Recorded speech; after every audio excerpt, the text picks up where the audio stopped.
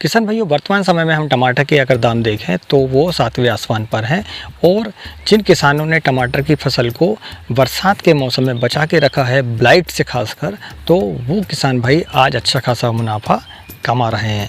तो हम देखते हैं दोस्तों कि जब भी हम अर्ली ब्लाइट और लेट ब्लाइट से अगर फसल को बचा लेते हैं तो हमें अच्छा खासा मुनाफा मिलता है। तो अर्ली ब्लाइट और लेट ब्लाइट के बारे में मैंने विस्तार से जानकारी आपको दी हुई, तो आप आई बटन पर क्लिक कर उसको देख सकते हैं। आज हम इस वीडियो में जानने की कोशिश करेंगे कि हम अर्ली ब्लाइट और लेट ब्लाइट कंट्रोल करने के लिए जो फंगीसाइड या इंसेक्टिसाइड का इस्तेमाल करते हैं तो वो हमारी फसल पर कभी कभी दुष्परिणाम भी देखने को मिलते हैं। तो कोशिश करेंगे कि हम कौन कौन सी सावधानियां अपने स्प्रे शेड्यूल में बरत सकते हैं ताकि हमारे जो है फसल को नुकसान ना हो। तो दोस्तों वीडियो के अंत में हम जानेंगे विशेष बात, और विशेष बात में मैं आपको बताऊंगा कि कैसे हम कपार आधारित फंगीसाइड का फ्लावरिंग स्टेज में भी इस्तेमाल कर सकते हैं। तो वीडियो को अंत तक जरूर देखें। सर दोस्तों, मैं हूं राकेश साहू और आप देख रहे हैं एग्रो जीवन बातें किसान की। चलिए वीडियो को शुरू करते हैं।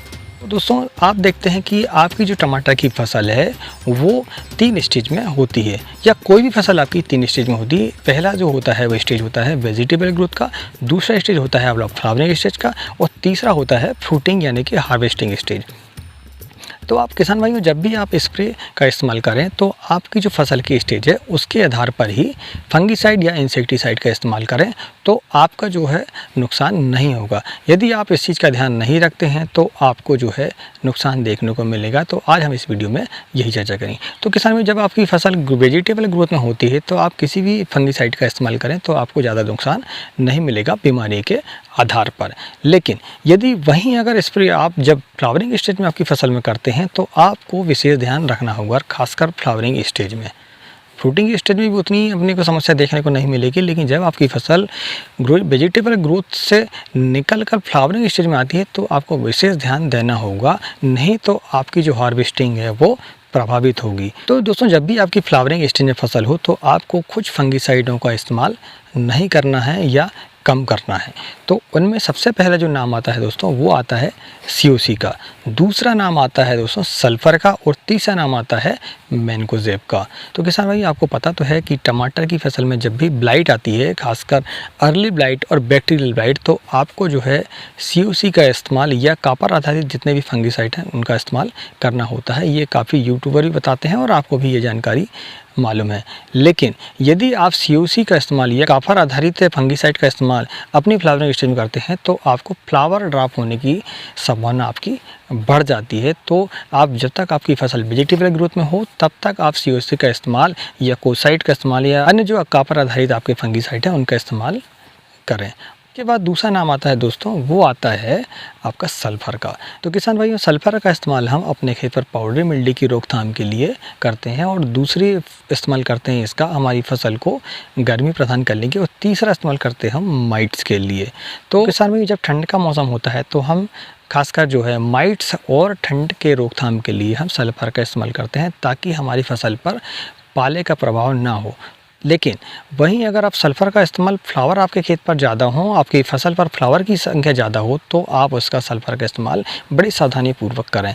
या आप करना भी हो तो आप क्या करें कि कम मात्रा में करें, या लिक्विड फार्मेशन वाला आप सल्फ़र का इस्तेमाल करें तो आपको ये समस्या थोड़ी कम देखने को मिलेगी। यदि आप ग्रेनुअल सल्फ़र का इस्तेमाल करते हैं तो ये समस्या आपको ज़्यादा मिलती है, यानी कि पाउडर फार्म वाले। तो जब भी आप सल्फ़र का इस्तेमाल करें तो पाउडर वाले फार्म की जब भी इस्तेमाल करते हैं आप, तो आपकी फसल फ्लावरिंग स्टेज पर नहीं होनी चाहिए।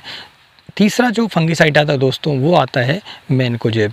यदि तो मैनकोजेब का इस्तेमाल भी आप जब भी करते हैं अपनी फसल पर तो आपको ये ध्यान रखना होगा कि आपकी फसल फ्लावरिंग स्टेज पर ना हो, या आपके फल जो है फ्रूट में कन्वर्ट हो चुके हैं, तब भले ही आप मैनकोजेब का इस्तेमाल कर सकते हैं। यानी फूलों की संख्या कम हो और फलों की संख्या ज़्यादा हो तो आप मैनकोजेब का इस्तेमाल कर सकते हैं। तो किसान भाइयों, हमने ये जानने की कोशिश की कि हम किन किन फंगीसाइडों का इस्तेमाल यदि अपने खेत पर करते हैं तो हमें जो है फ्लावर ड्रॉप होने की संभावना हमारे खेत पर बढ़ जाती है। तो इसलिए मैंने जो आपको 3 फंगीसाइड का नाम बताया हूँ वो आप नोट कर लें और ध्यान रखें अपने, जब भी आप शेड्यूल बनाएं स्प्रे का तो इस बात का विशेष ध्यान रखें। यदि आपको स्प्रे करना तो पड़ेगा ही, तो आप दूसरे फंगीसाइड जो हैं उनका इस्तेमाल करें ताकि आपके फ्लावर जो है ड्रॉप ना हो, क्योंकि हमारा जो मेन मकसद होता है वो हार्वेस्टिंग होता है। तो हार्वेस्टिंग यदि हमारी किसी फंगिसाइड के डालने से प्रभावित होती है तो हमें नुकसान ही होगा, फ़ायदा उसका नहीं होगा।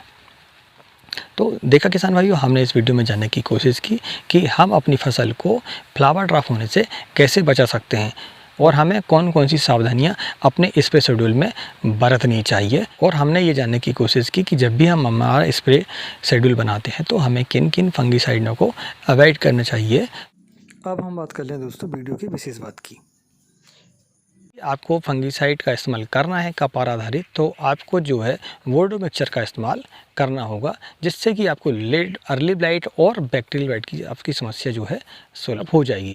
धन्यवाद। आपको वीडियो अच्छा लगा हो तो वीडियो को लाइक करें और यदि आप चैनल पर नए हैं तो चैनल को सब्सक्राइब करें और बेल घंटी को दबाएं, ताकि जो है तो खेती संबंधी जानकारी देने के लिए हम जब भी नया वीडियो अपलोड करते हैं तो आपको जो है उसकी सूचना जो है मिल जाए और आप उसका फ़ायदा ले सकें। तो बेल घंटी को ज़रूर दबाएं दोस्तों।